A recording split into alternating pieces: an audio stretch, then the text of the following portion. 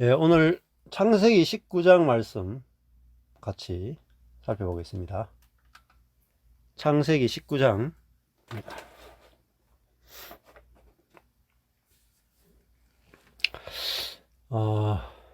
지금 이제 그 아까 전에 그 한 사모님이 이런 코로나가 이렇게 번지고 집에 이렇게 갇혀 지내야 되는데 어떻게 하면 좋습니까? 이렇게 질문을 하셨어요. 예, 자, 코로나로 이제 갇혀 있으면은 이제 뭐 제한받죠. 내가 자유롭지 못하고 굉장히 제한되고 여러 가지가 참 이렇게 힘들 수가 있는데 그 제한받는 게 굉장히 그 답답하고 힘들 수 있는데 그것에 대해서 이제 우리가 어떻게 생각할 수 있냐면은 우리 몸 안에 이제 우리는 자기 마음대로 하고 싶은 내 뜻대로 하고 싶은 자아가 있어요. 그래서 제한받는 게 사람은 제일 좀 싫거든요. 그래서 사람들이 제일 좋아하는 걸 이제 자유라고 합니다. 자유.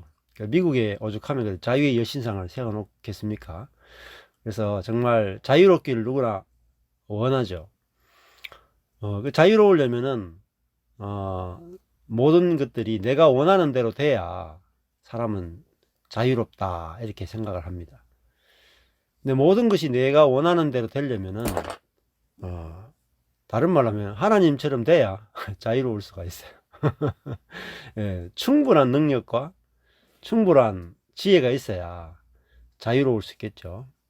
그래서 요즘 이제 많이 쓰는 단어가 경제적 자유라는 말이 한국인들한테 굉장히 유행을 합니다.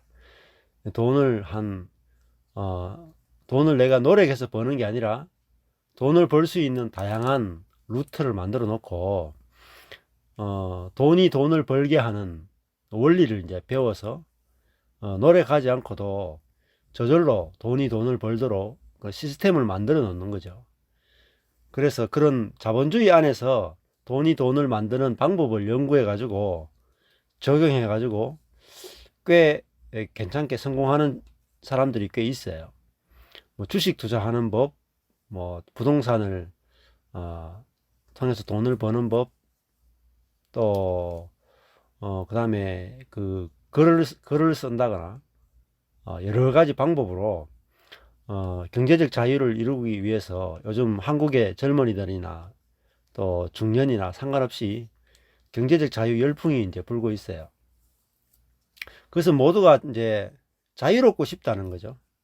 또 자기가 원하는 삶을 살고 싶다라고 하는 그게 이제 열풍이 불고 있죠. 그런데 돈을 많이 소유해서 내가 자유를 가지겠다. 그 육적으로 보면 뭐 그런 노력을 하거나 이런 것들 하는 것이 그건 뭐 나쁜 건 아닙니다. 근데 그 한계가 있어요. 경제적 자유. 돈이 많아도 꼭 자유한 건 아니거든요. 자, 돈이 없는 상태에서는 돈이 있으면 자유할 것 같은 이제 환상이 있죠. 환상이 있어요.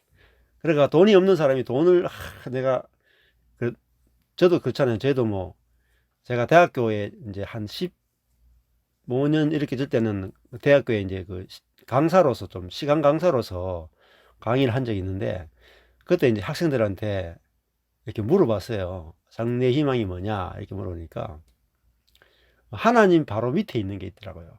하나님 바로 밑에 있는 창조주 밑에 건물주가 되고 싶다. 그러니까 한국 젊은이들이 대학생들이 건물주가 되는 거. 그러니까 한국에서 이제 건물 한 10억 정도 되는 건물 하나 딱 가지고 있으면 그 세가 나올 거 아니에요, 세가. 그 세가 한 달에 몇백 탁 나오면 그거 가지고 이제 평생을 일 안 하고 자유롭게 사는 거. 그게 이제 건물주가 되는 꿈이에요. 이게 한국인들이 젊은이들이 가지고 있는 어, 그 자유로운 삶을 이제 보여주고 있죠. 어, 근데 이제 그 돈이 없을 때는 건물주가 되는 게 꿈이죠.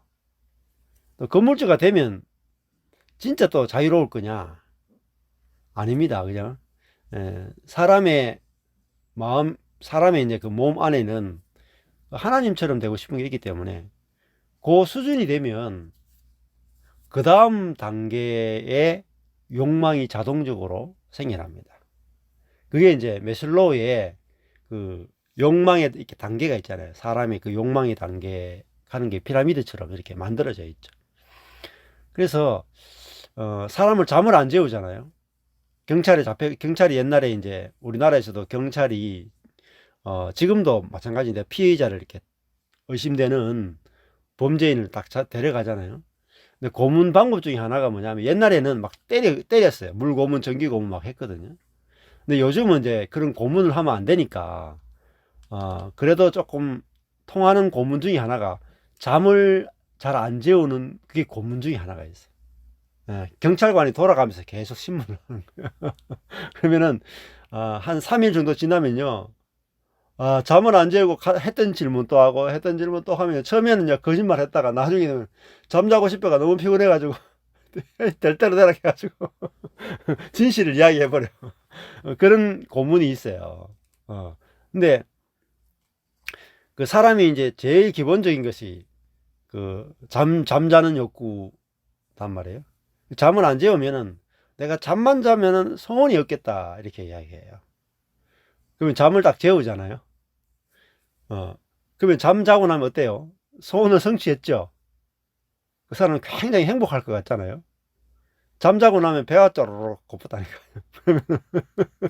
그러면 또 내가 밥 맞으면 내가 어, 내가 모든 것을 행복하겠다 이렇게 생각해요. 그러면 잠도 재워지고 밥까지 줘요. 그럼 무슨 생각 들어요?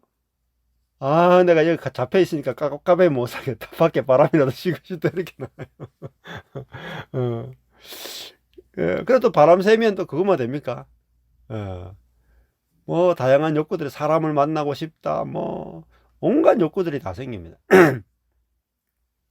어, 저희도 뭐 국내 여행은 코로나로 많이 아마 국내 여행은 지금 자유롭게 다닐 수가 있거든요. 근데 국내 여행 막 다니면은 행복할 것 같지만은 해외 여행을 못 간 것에 대해서 힘들어요. 예. 야, 그러니까 이게 사람이 참 다른 거죠. 북한에 있는 사람들이 한국으로 탁 넘어오잖아요. 그래서 한국에 오면 처음에는 김포 그러니까 그 공항에 가거나 인천공항에 내리면은 정말 천국에 왔다는 걸 느껴요. 그래가지고 화장실부터 시작해서 뭐 아파트, 뭐 차, 먹는 거, 한국인들이 버리는 플라스틱, 예, 재활용해서 버리는 뭐 가전 플라스틱을 보면요, 완전 충격을 받았거든요. 북한에서는 한국인들이 버리는 것만 가져가도 북한 사람들 부자 돼요. 한국 재활용 쓰레기만 북한에 버리잖아요. 재활용 쓰레기. 버리면은 북한은 몇십 년 발전하는 겁니다. 그 정도로 이제 차이가 많이 나는데 북한 사람들 와서 한 10년 이상 지나가잖아요. 그럼 어떨 것 같아요? 무덤덤해집니다. 남한 생활이 무덤덤해져 가지고요. 또 다른 욕구가 올라와요. 막 생활적인 부분은 너무너무 좋아졌는데 사람의 가장 기본되는 욕구 중에 하나가 뭐냐면은 공동체를 갖고 싶은 거예요. 찐한 관계들을 갖고 싶은 거예요. 근데 이 자본주의 사회에 오면은 한국은 특히 이제 요즘은 보면은 아파트에 살면은 이웃이 없잖아요. 이웃이 없어요. 근데 북한 사회는 다 굶는데 명절이 되면 막 이웃 친척이 다 있잖아요. 명절만 되면 막 가난하지만은 그 이웃들과 함께 나누는 것들 또 늘 이웃들과 그래도 인사하고 소통하고 지내는 그런 게 있는데 남한 사회에 오면은 아파트는 막 천당 같대 천당. 그런데 옆집 사람하고 인사도 안 하고 지내. 그러니까 10년 지내놓고 나면은, 야, 이제 사람들과 진짜 이웃 사촌을 만들고 싶은 욕구가, 다른 욕구가 이렇게 막 올라와요. 예. 그래서, 사람이, 이렇게 행복하기는 쉽지가 않습니다. 왜냐하면은 끊임없이 더 높은 단계의 욕망이 우리 속에서 올라오기 때문이죠. 예. 그래서 우리가 가만히 자연적으로는 사람은 행복하기 힘들어요. 처음에는 결혼할 때도, 이야, 내가 저 여자하고만 결혼하면 내가 행복하겠다. 저 남자하고만 결혼하면 난 행복하겠지. 이렇게 생각하죠. 근데 한 1년만 살아보면은, 내 눈이 삐었지. 이런 생각이 듭니다. 또. 요즘은 막 신혼여행 갔다가 바로 이혼하는 커플도 많아. 그러니까, 답은, 우리가 몸의 지배를, 몸에 있는 하나님처럼 높아지고 싶은 거, 또, 그 다음에 내중심적인 거, 이런 것들의 지배 아래에 있는 우리 자신을 보지 않고는 행복이 무엇인지를 알기가 힘듭니다. 그래서 우리 몸에 내중심적인 죄가 다 있기 때문에 내 뜻대로 되면 행복하고 내 뜻대로 되지 않으면 불행한 겁니다. 자, 그러니까 내 뜻대로 돼야 행복하다라고 하는 그 자기중심성이 인간의 죄성의 뿌리인데, 자, 그 죄가 있으면 사람은 행복도가 현저하게 떨어지는 거죠. 부부지간도 마찬가지고, 부부끼리 같이 살고 가까이 살면 살수록 자기중심성이 서로 부딪힌단 말이에요. 그러니까, 즉, 자기중심성이란 말은, 상대방에게 제한받기 싫다라는 거예요. 상대방을 나한테 맞추기를 원하지, 내가 상대방에게 맞추는 거는 싫다. 네, 그런 뜻이죠. 하나님과의 관계도 마찬가지예요. 우리도 하나님과의 관계도 내 중심적으로 이제 하나님과 이렇게 만나고 싶다는 거예요. 그러니까, 이 하나님의 뜻대로 내 인생이 흘러가는 것에 대해서 받아들이기가 힘들죠. 그래서, 이렇게 안식과 만족이 없는 거라고 볼 수가 있습니다. 자, 그런데 우리는 이 팬데믹 같은 상황 속에 내 뜻대로 되지 않는 이런 상황 속에 딱 갇혀 살잖아요. 내가 원하는 삶을 못 살아요. 그죠? 밖에 나가지도 못하고 사람들과 잘 만나지도 못하고 이렇게 집안에 딱 갇혀요. 굉장히 제한받죠. 근데 그 제한받는 걸 통해서 왜 괴롭냐면은 내 뜻대로 안 되니까 괴롭잖아요. 제한받으니까 괴롭잖아요. 그러니까 그렇게 내가 딱 갇혀봐야 뭘 보느냐면 내 몸속에 무슨 죄가 들어있는지가 이제 보인다는 거예요. 내 중심성, 그거를 성경에서는 죄라고 부른다. 네. 자, 그러면 그 죄가 있는데 행복할 수 있겠습니까? 죄가 없어야 행복한데, 그 죄가 우리를 불행하게 만드는 거죠. 그래서, 끌려가는 사람은 행복합니다. 끌려가고 끌려갈 수 있는 사람이 행복합니다. 그래서 어린 양은 눈이 어둡기 때문에, 힘이 없기 때문에 끌려가는 것을 힘들어하지 않습니다. 왜? 자기가 앞서갈 수 있는 능력이 없고 앞을 볼 수 있는 능력이 없으니까 목자가 자기를 끌고 가는데 별로 그렇게 불만이 없는 거예요. 왜냐하면 자기가 눈이 어둡기 때문에 눈이 밝은 목자가 자기를 이끌어주면 땡큐죠, 땡큐. 안 그래요? 자기는 능력이 없는데 능력 있는 목자가 자기를 보호해 주니까 땡큐잖아요. 그러니까 내가 어떤 존재라고 아느냐에 따라서 똑같은 일이 주어지는데 불행할 수도 있고 행복할 수도 있습니다. 자, 근데 이제 사자라고 쳐봅시다. 내가 사자가 되고 싶은 욕구가 내 몸속에 있어요. 사자라는 것은 능력과 지혜로 자유로운 존재죠. 아무도 제한하는 존재가 없잖아요. 사자는 동물의 왕이잖아요. 누가 사자를 제한하겠습니까? 아무도 제한하는 것이 없는 존재가 사자예요. 사자는 멀리도 보고 어떤 문제가 생겨도 다 해결할 수 있는 능력도 있고 지혜도 있고 다 있잖아요. 그러니까 사자는 자기 마음대로 살다가 죽죠. 정말 자유롭죠. 그런데 사자는 절대로 목자하고 살 수가 없습니다. 또 목자도 절대로 사자하고 살 수가 없어요. 사자하고 살다가는 밥 되거든요. 밥. 여러분 가운데 누가 사자하고 살고 싶겠습니까? 근데 이제 부부도 우리가 그리스도 안에 있으면 어린 양이 되는데 그리스도 밖에 있으면 사자거든요. 짐승이단 말이에요. 그러니까 짐승하고 같이 살려고 하면 이제 불안해서 못 살죠. 언제 저 인간이 나를 잡아먹을까? 언제 화를 낼까? 불안해서 못 사는 거죠. 그래서 참 사람은 성경에서는 어린 양 같은 사람이다. 이렇게 부르는 거죠. 자, 그래서 내 자신이 또 모든 인간은 하나님 앞에서 능력이 없어요. 그러니까 이 팬데믹을 딱 당해보면은 인간이 얼마나 능력이 없는가를 알게 되고, 그 다음에 얼마나 지혜가 없는지를 알게 되죠. 그걸 통해서 우리는 뭘 알게 되냐면은, 나는 능력과 지혜가 없으니까 능력 있고 지혜 있는 하나님을 따라가는 삶을 살 수밖에 없구나. 그걸 이제 알게 되는 겁니다. 그래서 우리 마음이 내가 지혜가 없다라는 걸 확실하게 이제 알아야 됩니다.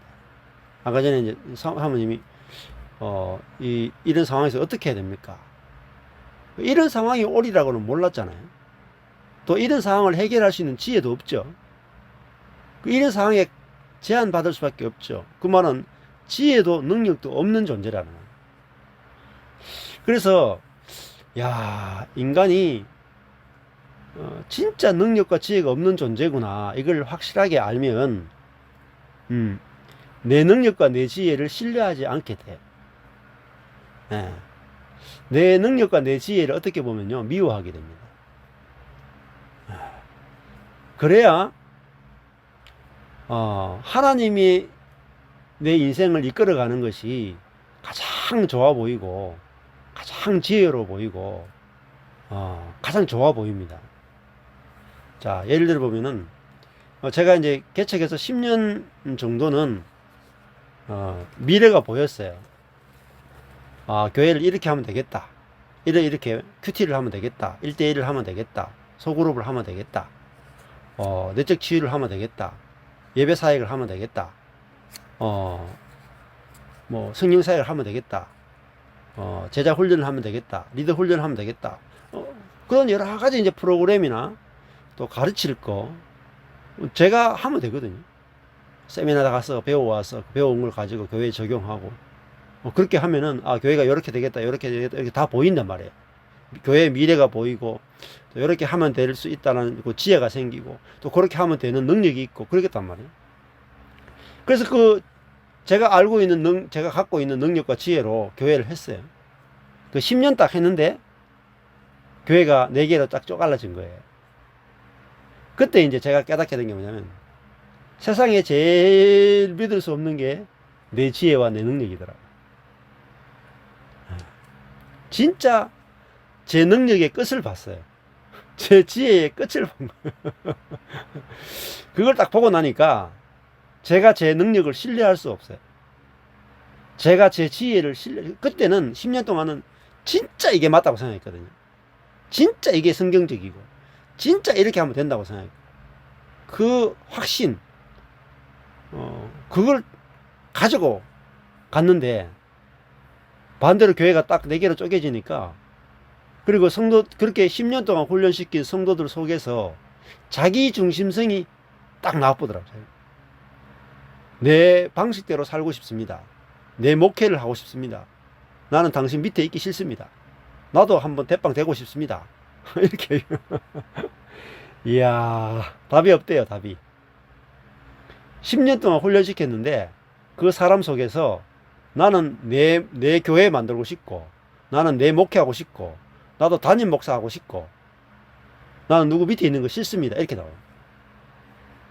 야, 이 10년 동안 양육했는 게 아무 소용이 없고, 진짜 제가 제자 훈련한 게 미친 짓이더라고요. 미친 짓. 그러니까 저 자신의 지혜를 하나도 못 믿게 되더라고요. 저 자신의 능력을 하나도 못 믿게 돼요. 근데 그게 제게 가장 큰 축복이었어요. 제가 제 능력과 지혜를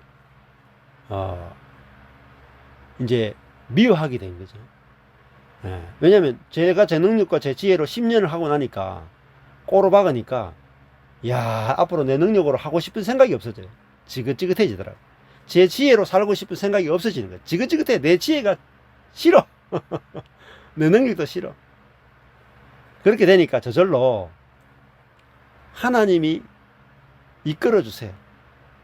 저는 10년 동안 제가 옳다고 생각하고, 제가 좋다고 생각하고, 제가 맞다고 생각해서 최선을 다해서 저의 지혜와 저의 능력을 다해서 살았는데, 절벽 앞에 딱 서 있다.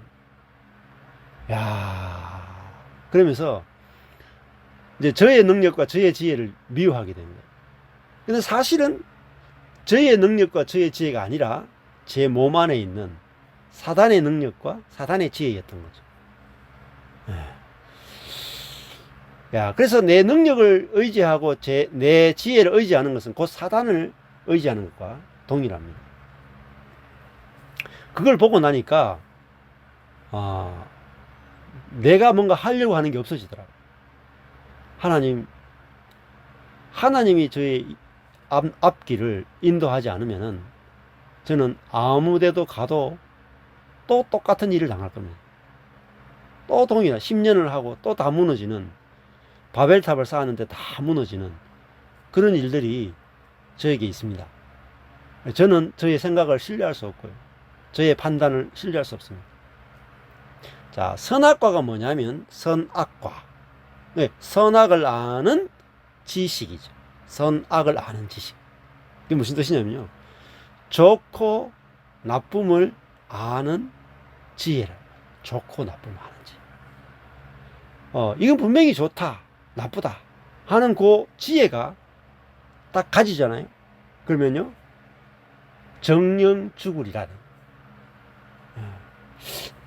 근데 좋고 나쁨을 누가 결정할까요? 나 중심이니까 내가 결정을 해요. 그러면요, 내 마음이 죽습니다. 락다운 돼요. 다운된단 말이에요.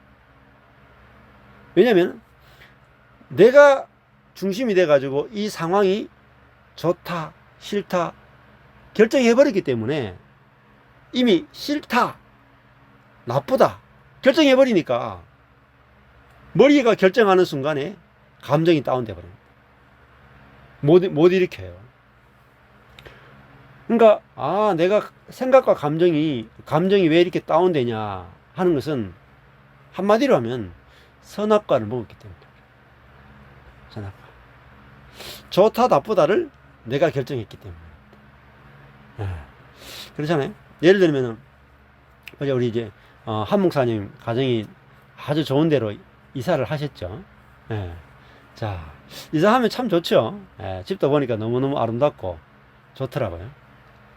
근데 그 좋은 게 내 중심으로 좋은 것은 금방 넘어집니다.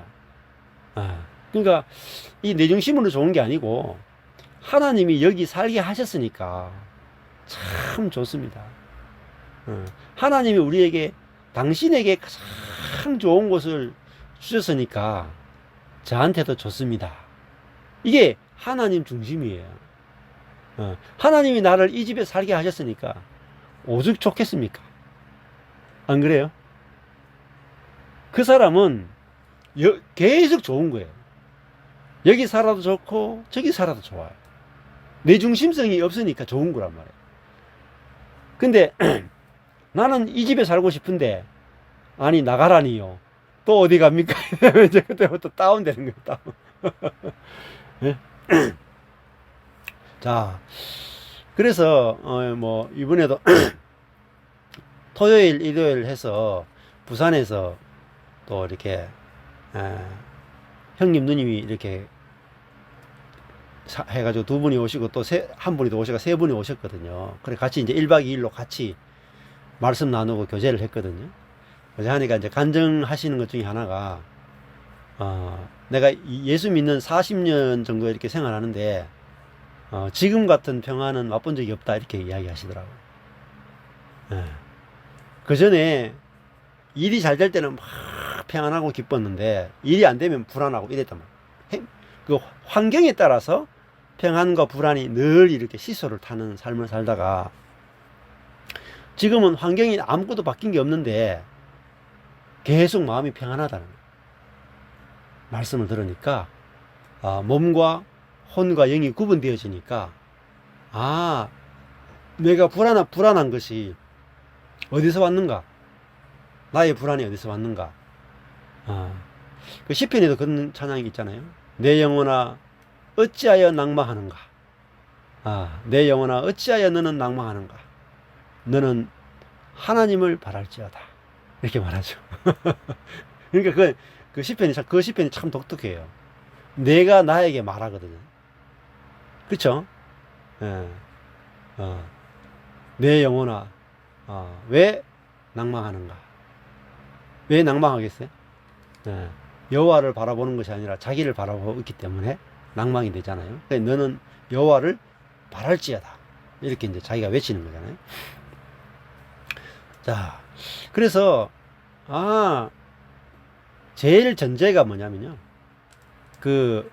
평온을 구하는 기도를 제가 소개해 드렸잖아요. 바꿀 수 없는 것은 받아들이는 평온을 주옵소서. 그게 이제 첫 번째 문장이잖아요. 바꿀 수 없는 게 뭐냐면 제한받는 삶을 산다는 거예요. 제한.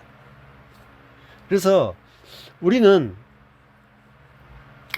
인생 사람으로 태어났다는 것은 어마어마한 제한 속에 사는 겁니다. 사람으로 태어났다. 그 말 자체가 이미 제한받아 버립니다.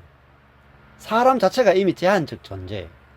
그래서 성경을 공부할 때 가장 중요한 게 뭐냐면요. 피조물은 창조주의 목적에 제한됩니다. 그래서 사람은 기본적으로 제한받았게 태어나요. 그런데 그 제한은 꼭 제한만이 아니에요. 제한받는 것이 자유한 것이고 자유한 것이 곧 제한받는 겁니다. 두 가지 같이 있어요. 자, 왜냐하면 하나님이 물고기를 딱 만드실 때 어떻습니까? 물고기는 물에 살도록 창조했죠. 그 물고기는 물이라고 하는데 제한을 받죠. 그 물의 제한을 벗어나면은 죽습니다. 그래서 물고기가 물의 제한으로부터 벗어나려고 하면 할수록 저 사망입니다. 자유로운데 사망이에요. 근데 물고기가 물에서 살도록 제한받았지만 물의 제한을 받으면 받을수록 나타나는 건 뭡니까? 자유로운 거. 물의 제한이야말로 물고기를 가장 자유롭게 하는 겁니다. 즉 사람이 하나님이 지으신 피조물이잖아요. 그래서 하나님이 쓰고자 하는 용도가 있어요. 하나님의 목적이 있습니다. 그 하나님의 목적에, 하나님의 용도에, 하나님의 주권에, 하나님의 섭리에 내가 제한받으면 제한받을수록 자유해지는 겁니다. 그 하나님의 주권 안에서, 하나님의 섭리 아래서 완전한 자유를 누리는 겁니다. 그래 오죽하면 물 만난 고기라는 표현이 있겠습니까? 물고기가 물만 만나면 완전히 막 천하무적이 됩니다. 근데 물 밖에 딱 나오잖아요? 그럼 새한테 바로 잡아먹겠네. 물속에 들어가면 얼마나 빠른지 몰라요. 물 밖에 나오면 완전히 무능해져 버리는 거죠. 자, 우리도 자유 속에 참 자유가 있는 게 아니라 자유 속에요, 제한이 있습니다. 내가 자유로워지려고 하면 할수록 자유롭고 싶다라고 하는 내 마음의 제한을 받습니다. 그렇죠? 예. 근데, 인생은 원래 제한받는 것이구나. 알면 알수록 자유로워집니다. 이게 역설이에요. 자, 사람은 딱, 사람으로 우리가 지원받았죠. 그러면은, 사람은 물에서 살도록, 또 저 하늘에 살도록 지은 게 아니라, 사람에게 주신 영역은 땅이에요, 땅. 그래서 우리가 땅에 더 가까이 지내면 지날수록 뭐예요? 자유로운 거예요. 땅에서 멀어지면 멀어질수록 부자유한 거죠. 자, 그것처럼 인생은, 사람은 하나님이 쓰기 위해서 지었어요. 동물은 하나님께서 물고기, 짐승, 새는요, 자유롭게 살도록 지었습니다. 근데 사람은요, 하나님의 형상으로 지었단 말이에요. 그 말은 사람은 하나님과 연합되어서 하나님을 나타내는 존재로, 하나님을 대리하여 통치하는 존재로 하나님이 딱 목적을 딱 제한시켜 버렸다. 그래서 하나님 그 목적이 사실은 우리가 가지려고 하는 자유보다 훨씬 좋은 거예요. 그래서 우리는 하나님의 목적에 우리 인생이 제한받는 겁니다. 그래서 내 인생은 하나님의 것이기 때문에 하나님의 목적에 제한받는 것이구나. 그렇게 알아야, 그걸 깊이 알고 알아가야 거기서 놀라운 하늘의 자유가 발견되어지는 거죠. 그래서 자유로워지려면 제한 속으로 더 깊이 들어가면 들어갈수록 자유로워집니다. 자, 예를 들면은 목회도 마찬가지고 인생도 그렇죠. 인생은 내게 없구나. 나는 청지기구나. 하나님이 나를 청지기로 쓰시는구나. 내 인생이 없다라는 것을 더 깊이 들어가면 들어갈수록요, 내가 원하는 삶을 살고 싶어지는 게 없어져요. 하나님 뜻대로 하옵소서. 내 뜻대로 마시고 하나님 뜻대로 하세요. 안에서 정말 감추어진 놀라운 자유를 경험하는. 내 뜻대로 말고 아버지 뜻대로 하세요 하는데 아버지 뜻이 내 뜻보다 더 좋다는 걸 경험합니다.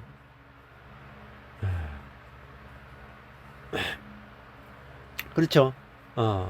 저도 그걸 경험해 보니까 너무너무 좋은 거예요. 자, 부부지간에도 생각해 보세요. 부부지간에도 상대방의 뜻에 제한받으면 제한받을수록 행복해지죠. 부부가 각자가 자기 뜻대로 하고 싶어, 나는 자유롭고 싶어 하면 할수록 어때요?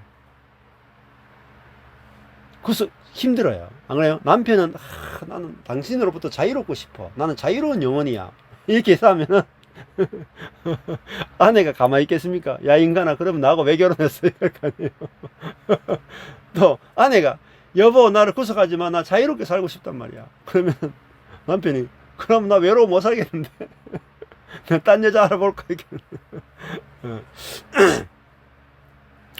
그러면 집안에서도 뭐 남편이 나는 이 집안 모든 것들을 내 마음대로 살고 싶어. 옷도 내 마음대로 벗어놓고 양말도 내 마음대로 먹고 싶고 밥도 내 먹고 싶은 시간에 먹고 싶고 막 내가 다 내 마음대로 하고 싶다. 남편이 자유로워지면 자유로워질수록 아내는 지옥이 되죠. 그죠? 그 사랑이라고 하는 것은, 사랑이 뭡니까?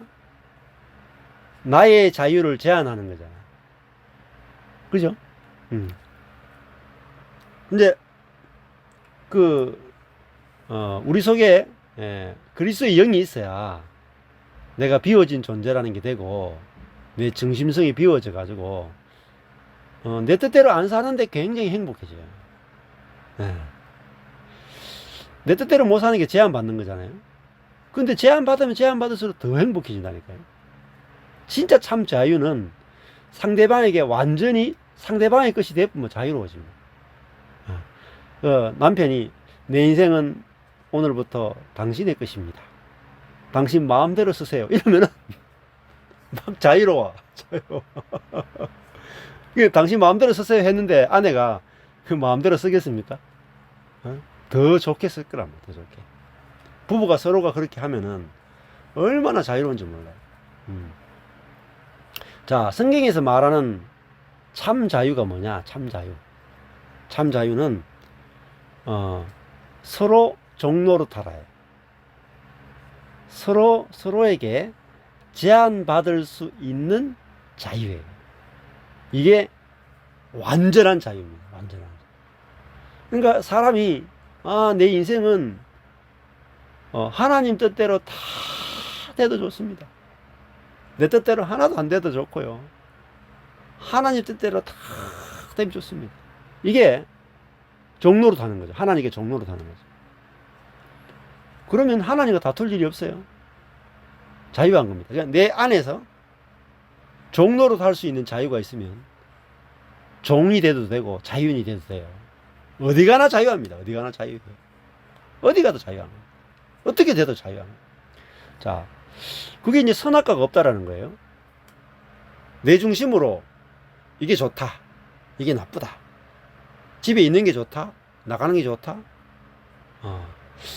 갇혀 있는 게 좋다. 돌아다니는 게 좋다. 이게 내 중심성이잖아요. 워치만 니의 이야기를 좀 해드릴게요. 워치만 니가 말년에 20년 넘게 감옥에 갇혀 있었거든요. 중국이 공산화되면서 워치만 니가 말년에 중국 공산당에게 잡혀가지고 감옥에 있으면서 20년 넘게 중국 공산당이 시키는 대로 감옥에서 살게 돼요. 근데 이제 제자들이 돈을 써가지고 그 워치만 니를 이제 밖으로 내보내려고 막 노력을 많이 했거든요. 근데 워치만 니가 나는 안 나가겠다 그랬어요. 돈 쓰는 것도 안 맞고, 하나님이 나를 감옥에 가두셨는데, 하나님이 필요하면 내보내겠지. 왜 나를 감옥에 놔두셨을까? 나는 하나님이 나의 인생을 쓸 주인이시고, 근데 여기 있다고 해서 내가 불행하냐? 그렇지 않게 아니다. 내가 감옥에 있으나 나가나 똑같다. 나 여기 있을래. 했단 말이야. 마지막에 말년에 병이 들어가지고 나왔다가 이렇게 죽게 되거든요. 그러니까 사실은 워치만 니가 자기가 산 게 아니라 그리스도가 산 거죠. 감옥에 있는 거나 밖에 있는 거나 매 한 가지라는 말이에요. 왜냐면은 그 안에 자기 중심성의 지배를 안 받게 되니까 감옥 안에 있어도 천국이고 자유롭고 감옥 밖에 있어도 자유롭고 매 일반이란 말이에요. 얼마나 행복하겠습니까? 우리 그런 사람은 본 적이 없었거든요. 저도. 야, 얼마나 저 그리스도와 깊이 연합이 되어 있는가. 그리스도를 아는 지식이 얼마나 고상한가. 감옥에 있는 것과 밖에 나오는 것이 전혀 상관이 없는 거예요. 왜냐면 자기 인생이 없단 말이에요. 나는 하나님의 것이구나. 그러니까 뭐죠? 모든 걸 다 이기는 자가 되거든요. 궁핍이나 환란이나 재난이나 고통이나 다 이기는 자가 돼요. 그래서 이제 워치만 니가 제일 좋아했던 집회가 뭐냐면요. 이기는 생명 집회라. 이기는 생명 집회. 죄를 이기고 자아를 이기는 그거를 이제 그 이기는 생명 집회를 굉장히 좋아했습니다. 노력해서 이기는 게 아니라 내가 이제 그 이기는 생명 이야기를 오늘 창세기 19장 읽어놓고 딴 이야기를 자, 그 이기는 생명이라는 책이 아주 유명한 책이 있어요. 워치만 니의 책. 그 책에 보면은 내가 죄와 싸워서 이기도록 우린 부름받은 게 아니라는 거예요. 우리가 죄와 싸울 필요가 없어요. 또 내 안에 어떤 지금 내가 막 마음이 다운된다거나 이런 것도 내가 내 마음에 다운과 싸울 필요가 없습니다. 그 원리가 이런 거예요. 제가 자주 예를 드는데, 예를 아무리 들어도 깨닫는 사람이 없더라고요. 너무나 쉬운 예인데 이게 잘 못 깨달아요. 예, 너무너무 쉬운 예거든. 예를 들어 가지고 중국에 한 그리스도인이 있어요. 담배, 니코틴 중독이, 담배를 못 끊어. 예수를 믿었는데 다른 죄는 다 끊었어요. 뭐 술도 끊고, 뭐 다른 도둑질하고 거짓말하고 모든 죄는 거의 다 분노하거나 뭐 모든 죄는 다 이겼어. 근데 이 의사인데, 이분이 담배 중독에 빠진 그리스도인이 누구냐면 의사예요. 의사. 근데 의사인데 기도해도 담배가 안 끊어지고, 금식해도 담배가 안 끊어지고, 아무리 몸부림치고 몸부림쳐도 교회 다니는데 담배가 안 끊어지는 거라. 그러니까 너무너무 자기도 절망스럽고 또 남들 보기에도 너무너무 부끄럽고, 그래가지고 하나님, 이 담배 이거 정말 난 담배 피우는 거 싫은데 끊어지지가 않는다고, 어떻게 하면 좋겠습니까 하고 막 엄청난 고심을 했는 거예요. 수년을. 근데 어느 날 이 자기가 사는 지역에 이 워치만 니가 순방을 한다는 거예요. 그러니까 너무나 간절한 마음으로 워치만 니 형제를 찾아갔어. 형제님, 제가 담배가 안 끊어지는데 이게 제 비밀인데요. 남들에게 이야기도 못 하겠고, 근데 담배가 안 끊어져가 죽겠습니다. 형제님, 저를 위해서 기도해 주세요. 워치만 니가 하는 말이, 형제요, 저는 형제를 위해서 기도할 수가 없습니다. 아니, 왜 기도할 수 없다는 말입니까? 당신이 기도하면 하나님 들어줘가지고 담배가 끊어질 것 같은데요. 담배 끊어지게 해달라고 기도하는 것은 기도가 아니기 때문이잖아요. 그러면 하는 말이, 워치만 니가 하는 말이 이 형제한테, 형제님, 담배를 끊지 못하는 것을 인해서 감사해 본 적이 있습니까? 당신의 마음이 다운되는 것을 인해서 감사해 본 적이 있습니까? 당신의 마음에서 분노가 올라오는데 분노를 제어하지 못하는 것을 인해서 감사해 본 적이 있습니까? 당신이 죄의 유혹에 반복해서 빠지는데 죄의 유혹에 넘어지는 것을 인해서 감사해 본 적이 있습니까? 이렇게 딱 물으니까 땡 충격을 받은 거라. 자기는 이 담배 중독을 이기려고 노력만 했지 감사해 본 적이 없는 거래. 충격을 받았죠. 그래서 워치만 니가 하는 말이, 그 죄를 이기는 존재는 당신이 아니고 당신 안에 있는 그리스도입니다. 당신은 죄의 유혹에 넘어질 수밖에 없습니다. 그래서 넘어질 수밖에 없기 때문에 당신은 죄를 이기려고 노력할 필요가 없습니다. 담배를 피우고 싶은 그 욕구를 이기게 하는 것, 이기게 하는 것은 당신 안에 있는 그리스도입니다. 이렇게 이야기해 줬어요. 그러니까 이 의사 형제가 무슨 말 하는지 알겠다. 그러니까 그 형제가 이제 이렇게 고맙다 그러면서 기도하는 거예요. 하나님, 제가 담배를 못 끊는 것으로 인해서 주님을 찬양합니다.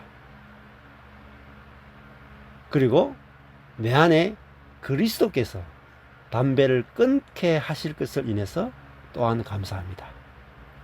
예수님 이름으로 기도했습니다. 아멘. 하고 집에 갔어요. 아침이 됐어요. 이 형제는 이제 나는 담배 끊으려고 노력하지 않아도 되는구나. 너무너무 기쁜 거라. 야, 담배 끊는 것은 내 일이 아니고 내 안에 계신 그리스도의 일이구나. 그렇게 하는데 너무너무 기쁜데 담배 피우고 싶은 욕구가 없어져 버렸다. 담배가 꼴로 보기 싫어.